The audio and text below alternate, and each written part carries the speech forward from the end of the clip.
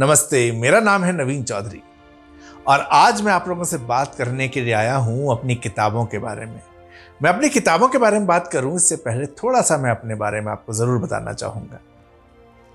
Bye qualification मैं MBA marketing हूं और मैंने 18 साल तक कॉरपोरेट में काम किया है। मार्केटिंग, ब्रांड, कंटेंट स्ट्रेटजी ये मेरी स्पेशलिटी रही है और मैं Dainik Jagran, Bhaskar, Aditya Birla retail, Oxford university press जैसे संगठनों के साथ जुड़ा रहा। इस वक्त मैं फुल टाइम राइटिंग कर रहा हूँ।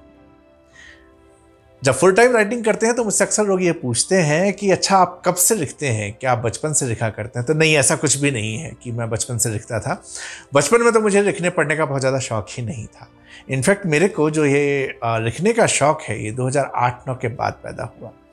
ये दौर ब्लॉगिंग का दौर था और मैंने ब्लॉगिंग के माध्यम से विभिन्न विषयों पर अपनी बातें रखनी शुरू की और उसको रखते रखते मुझे एक समय एहसास हुआ कि मैं शायद अब अपनी चीज़ें बेहतर तरीके से बता पा रहा हूँ। और 2018 में मेरा पहला उपन्यास आया। मेरे पहले उपन्यास का नाम है जनता स्टोर। ये उपन्यास राजस्थान की छात्र राजनीति पर आधारित है। छात्र राजनीति के बारे में आप में से बहुत सारे लोग सुना होगा। यूनिवर्सिटी में चुनाव होते हैं, छात्र नेता चुने जाते हैं, उसके बाद उनमें से कई राजनीति में आगे जाते हैं। लेकिन एक बहुत नेगेटिव साइड भी इसका हमेशा आता है। ये नेगेटिव साइड जो होता है ये प्रायः छात्र राजनीति के साथ जुड़ी हुई हिंसा, इसके बारे में खबरें बहुत ज़्यादा बनती हैं। कई बार ये सवाल उठते हैं क्या छात्र राजनीति को बंद कर देना चाहिए।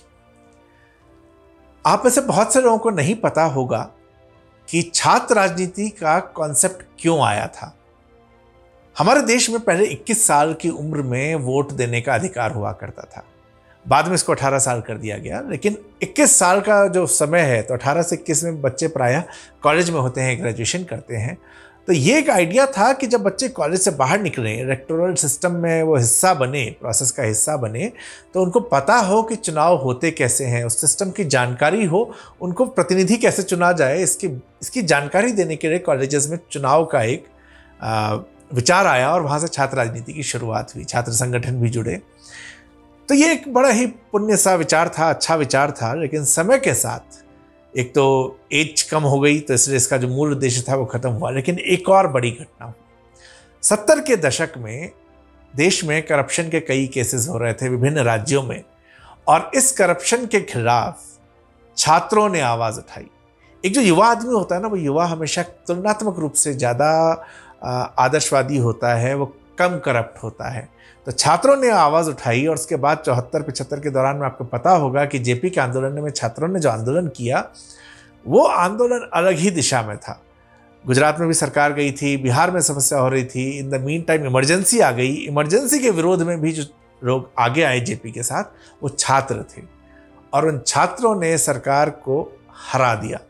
तो राजनेताओं को एक बार ये महसूस हुआ कि ये जो छात्र हैं, ये जो ताकत है, इस ताकत को हम इस्तेमाल नहीं कर रहे। ताकत जब हमारे खिलाफ होगी तो बड़े बड़े मठ धराशायी हो जाएंगे, कुर्सियां हिल जाएंगी। और वहाँ से राजनीति के अंदर एक जो बड़ा दखल है छात्र नेताओं का, वो शुरू हुआ। और छात्र राजनीति जिसका उद्देश्य बहुत ही अच्छा था, वहाँ से छल कपट, जाति, ये सब जो हम राजनीति के दुष्प्रभाव देखते हैं, ये सारी चीज़ें उसमें नजर आनी शुरू हुई। मैं छात्र राजनीति का हिस्सा रहा और उसके बाद जब मैं लिखने की दौर में था और जब मुझे विचार आया कि मुझे एक उपन्यास लिखना चाहिए, तो बहुत सारे ऑप्शन थे कि वो क्या एक प्रेम कहानी हो सकती है, वो जो है कोई मर्डर मिस्ट्री हो सकती है, नॉन फिक्शन हो सकता है। मैं मार्केटिंग का व्यक्ति हूँ तो क्या मैं एक नॉन फिक्शन लिख सकता हूँ, ऐसे कई सारी चीज़ें थी। लेकिन मुझे लगा कि जो मैं लिखने जा रहा हूँ ये लिख किसके लिए रहा हूँ। मैं उस यंग ऑडियंस के लिए लिख रहा हूँ जिसको मैं चाहता हूँ कि कई बार वो हिस्ट्री जब नहीं पढ़ते, उनको नहीं पता होता कि किस तरह से हमारा इस्तेमाल हो जाता है, राजनीति असल में होती किस तरह से है। तो एक एंटरटेनमेंट तो हो, लेकिन उसके साथ साथ अवेयरनेस हो। तो इसको ध्यान में रखते हुए मैंने जनता स्टोर की रचना शुरू की। जनता स्टोर राजस्थान के पृष्ठभूमि पर है। राजस्थान में भी जो है जातिवाद चरम पर है। छात्र राजनीति एक अलग ही तरीके से वहाँ चलती है, नेताओं का उसमें दखल अंदाजी होती है। उन सारी चीज़ों को दिखाने के लिए मैंने इस उपन्यास को रचा, क्योंकि पढ़ने वाले लोग जो है वो बोर ना हो। राजनीति को बहुत सारे लोग बोरिंग विषय मानते हैं, बोर ना हो इस चीज़ को ध्यान में रखने के लिए मैंने इसको थोड़ा सा थ्रिलर का एंगल दिया हर 3-4 चैप्टर के बाद, 3-4 पन्ने के बाद एक नया ट्विस्ट आता है और 3-4 चैप्टर के बाद कहानी एक नया एंगल रहती है, तो उससे पाठकों की रुचि इसमें बनी रहती है।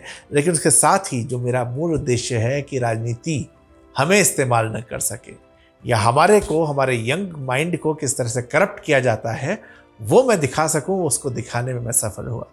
उपन्यास आया और समय दैनिक जागरण नीलसन जो है टॉप 10 हिंदी फिक्शन की लिस्ट निकाला करता था और एक किताब उस लिस्ट में 6 महीने तक रही। पहले उपन्यास को बहुत प्यार मिला और फिर था कि क्या नया, क्या राजनीति लिख चुके हैं, क्या प्रेम लिखा जाए। लेकिन राजनीति के इतने सारे एस्पेक्ट हैं कि हम उसको देख ही नहीं पाते। ये तो छात्रों की बात थी। उन दिनों देश में एक ऐसी घटना हुई थी, एक महिला अपराध की घटना हुई जिसने देश में बड़ी चर्चा चलाई।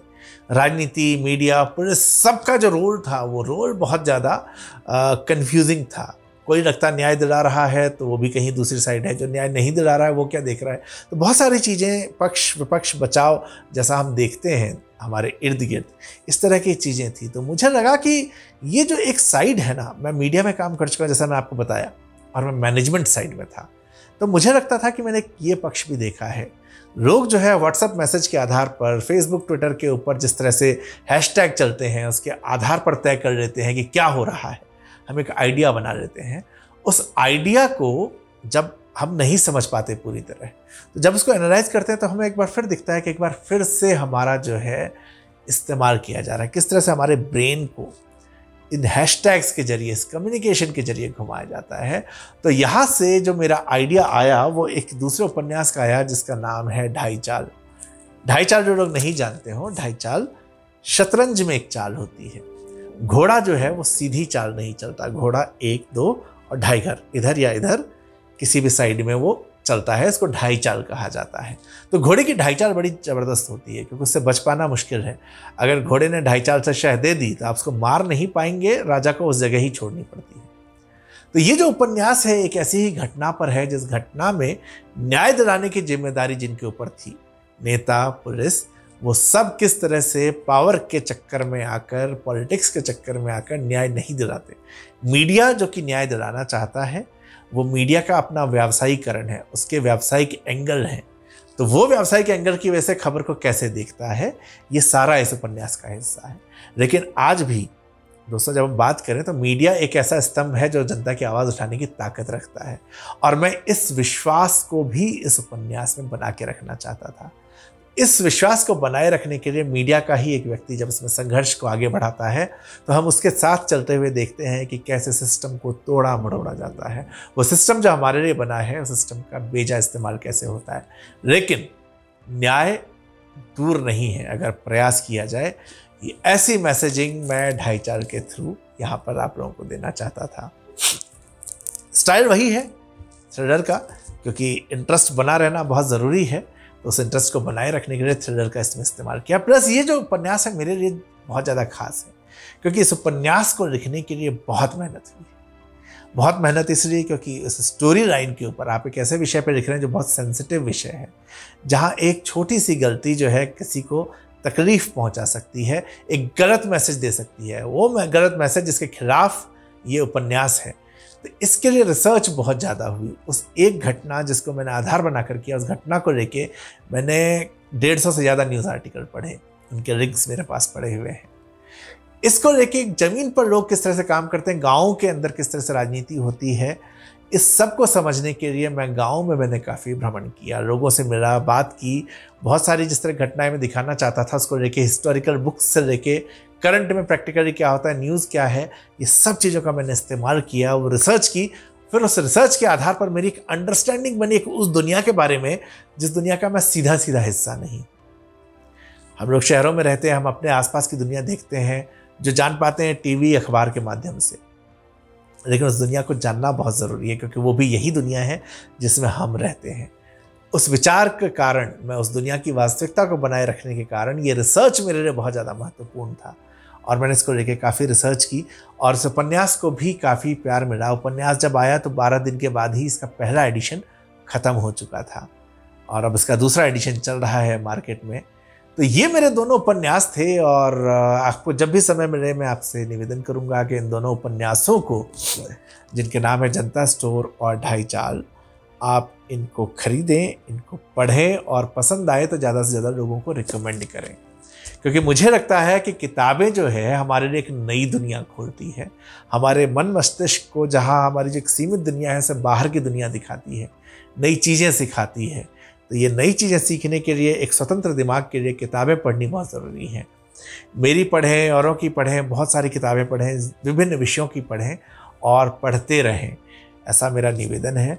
और इसी के साथ मैं इस बातचीत को यहाँ ख़त्म करता हूँ। अगर आपके मुझसे कोई भी सवाल हो तो आप अपने सवालों को यहाँ कमेंट बॉक्स में नीचे ज़रूर डाल दीजिएगा, ताकि मैं आपको उसका जवाब दे सकूँ। और चैनल को सब्सक्राइब करना, शेयर करना मत भूलिएगा। Thank you very much.